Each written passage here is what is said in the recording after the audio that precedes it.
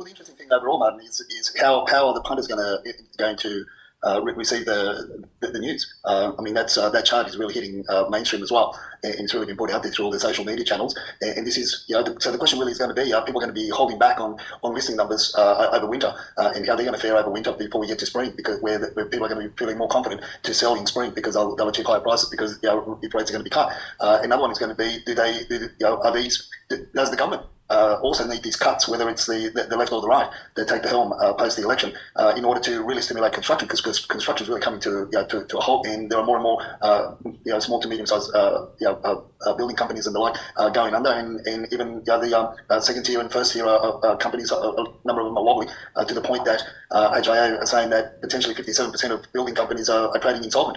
Now that's a big issue. So if you don't stimulate construction, well, you're going to have greater problems, and also therefore with unless you really start addressing immigration, which none of the two parties really want to address, you're in a quagmire. As your favourite words are, the announceables just become louder, just become a lot of noise, and nothing really happens. So for us, I guess that's going to be key, watching the numbers as we now well and truly moving into winter. The holiday period will be over next week, and post next weekend, then we'll really see how the numbers are going to start faring.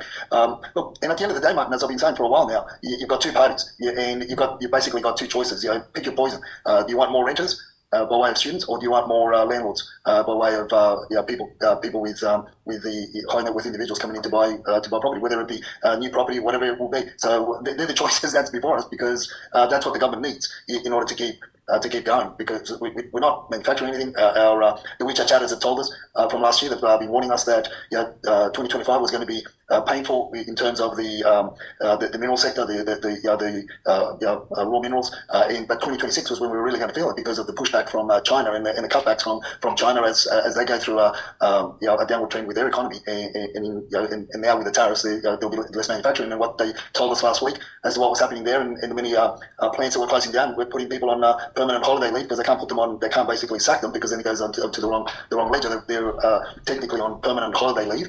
And let's see what happens moving forward. But we'll try to stimulate the internal consumption, but that's going to take a long time. So it's for us here. Damned if you do, damned if you don't. And it's like many are saying, choose your poison. Absolutely.